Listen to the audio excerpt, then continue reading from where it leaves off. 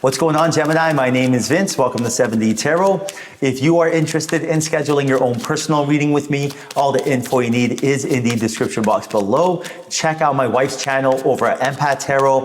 And if this message resonates, like, share, and subscribe. All right, so at the end of each reading, I'm going to answer 3 of your questions. If you would like a chance to get your questions featured, all you have to do is write them down in the comment section. I pinned the details there, but write down your question and a short and sweet background. And if I don't get to your question, just repost it next week. All right, so let's dive right in. The High Priestess, King of Swords, Knight of Wands, and the 6 of Pentacles. Beautiful energy here for you. I see here right now someone entering your life that's very strategic. And I see here right now that they are going to share their wisdom and it is going to lead to some sort of opportunity for abundance. Now, your intuition is definitely at play here and it's going to guide you. And I see here that when they bring this opportunity to you, that you have to capitalize on it. You really have to dive in. And whoever this person is that has that strategic energy, they're definitely someone who's intellectual and wisdom is, but they're also someone who is empathic. And what I see here is that they see something within you. That's why they want to help you. That's why they want to guide you. At the end of the day, we all do something for, a way for it to benefit us in the end. Now, it doesn't have to be financially. It's not like they're trying to, use you or anything like that, but they want to see that the energy that they put into you, that you are going to be successful, that they're, the fruits of your labor will come to fruition. The juice was worth the squeeze for them. And this is the energy overall. When you follow your intuition, you will notice that everything you want comes into your life. That 6 of Pentacles lets me know the abundance that you seek, you're going to have more than you expected. You're going to have more gains that you even hoped for. Whatever it is, whatever number it is that you're trying to aim, it's going to be double, triple, quadruple. This stuff really happens, right? We exceed our expectations all the time. But first and foremost, you got to tell yourself, why would this person want to help me? This is a legitimate question. You have to ask yourself this. What do you bring to the table? Why would they want to help you? And that's the thing, once you realize that you have something to bring to the table, that's when everything changes. That's when the energy is cleared, and that's when the opportunities come to yourself. That's when this person who wants to be there for you and show you strategically what to do next, that's when they end up appearing, right? Because you're waiting for an opportunity. Spirit only gives us as much as we can handle, and Spirit is waiting, waiting, waiting. The universe is waiting, waiting, waiting for you to be ready. And that's all it is. And once you are ready, once you answer the question of, well, someone should, mentor me, guide me, show me what to do, help me, team up with me, should do all these things for this reason, then everything will happen for you, right? So I'll give you an example. When I invest in someone, I invest in not the fact that they have money or the fact that they have something I want, like a product. I could care less. I have both of those. I invest in that person. I invest in who is this person? Is this someone that's loyal, trustworthy? What skills do they have? What do they offer? And honestly, I could care less if you have skills. I don't care because everyone is coachable. I invest in them if I like them. All I have to do is like that person.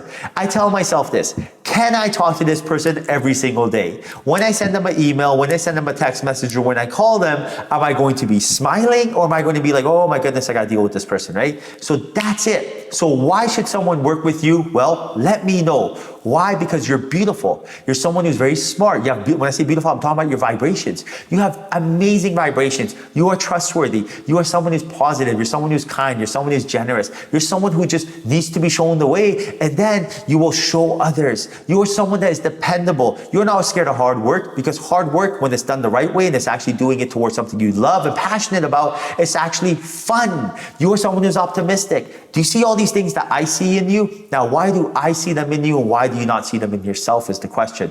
Now, you don't see them in yourself because this is a normal human trait. We focus on what's wrong and not what is right. It is a survival instincts of ours, right? And it's just that it goes back to our caveman, cavewoman days, right? We're just like, oh my goodness, watch out, be careful. I did this wrong, don't do it again. Focusing on the negative, not like I did this right, this is good. Oh no, that's not useful information, whatever. So don't beat yourself up, completely normal, but you have to be aware of this. You have to be aware of that. The way you treat yourself, the self-love you give yourself is when you have confidence, when you're marching to the beat of your own drum, when you're in charge. But whenever you're caught up in other people's energy, whenever you're caught up on things that didn't go wrong in the past, or what should I do, or did this thing go good, or that didn't go good, and all that sort of feeling, that energy prevents us from being our genuine, authentic self, and that's not what you're looking for. You're looking for abundance, you're looking for happiness, you're looking for joy, and you really have to just put yourself in a position, Gemini, to tell yourself that rather than, tell yourself otherwise, right?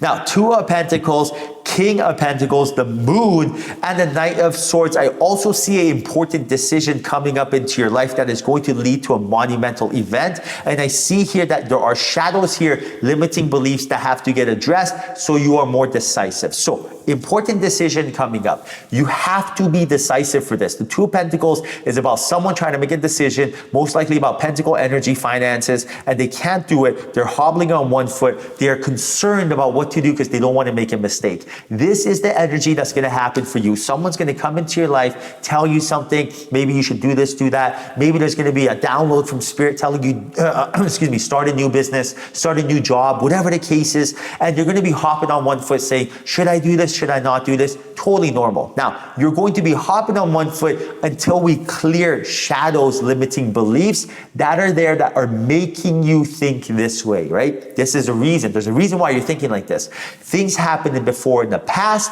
that may not have gone perfectly, that created shadows, that turned into limiting beliefs, that are holding you back from taking the chance and leap of faith from trying something new. Completely normal. We all go through this, right? For example, maybe you started a business with someone before, business did not go so well, so now you're telling yourself, I am no good at this. Completely normal. Now this applies to romance as well, this applies to friendships, everything. But you have to understand that that shadow is the reason that you're not doing the things you want to do in your life. That shadow, all you have to do is throw a spotlight on it. That shadow exists because it's in the dark. But if you throw the spotlight on it, the shadow will go. What is the spotlight? Addressing it. Telling yourself, for example, with the business analogy, okay, I started a business, it did not go so good, and rather than tell myself I am no good at business, which is the last thing you want to do, I am something bad, don't say that affirmation, I am something good, always say. Rather than do that, tell yourself, well, here are the warning signs I know to look out for. Here's the experience I have now. Now I know what to do, what not to do. I know I'm taking this new profound experience that I have and I'm going to use it in my new business to be successful. Do you see where I'm going with this? Everything's a lesson.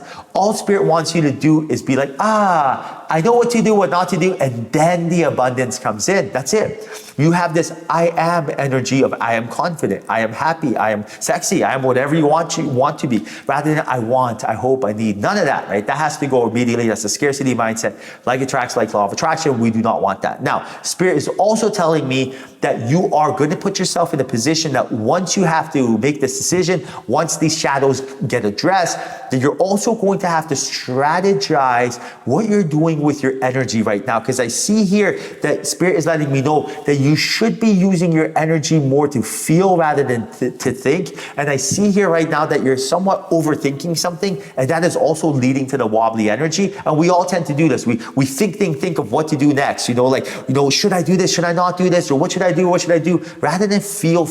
And it's all about feeling at the end of the day. You always want to be feeling what your next step is, right? When you feel what to do, that's your intuition, your guide, your angels really telling you what to do. And it's really how, it's almost like for example, in my life, like I have a couple different stages. Like I have the brainstorming stage, then I have the planning stage, then I have the seal of approval certified stage. When I brainstorm and think, it's always my mind.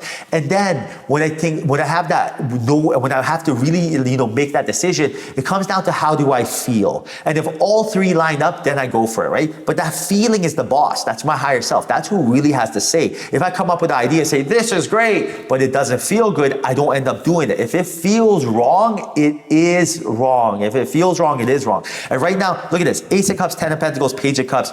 There's so much abundance here for you. I don't even know what to start, but you have to listen and feel your intuition. That feeling is going to lead to the abundance. Do you see where I'm going with this? Spirit is saying, feel more, feel more, feel more. That 10 of Pentacles is one of the best cards you can possibly get in the tarot when it comes to abundance. It's not only about being rich, it's about being rich and doing something you're passionate about. It's absolutely bonkers. It's amazing. But in order for it to happen, again, you have to be able to feel what to do next. What is my next move? What should I be doing? What is important to you? This feeling is going to change your life, and this feeling is going to be the reason that the abundance flows into your life. All right, Gemini, I hope you enjoyed your reading. Remember, if you want your questions answered, write it down in the comment section. I love you. Until next time, ciao.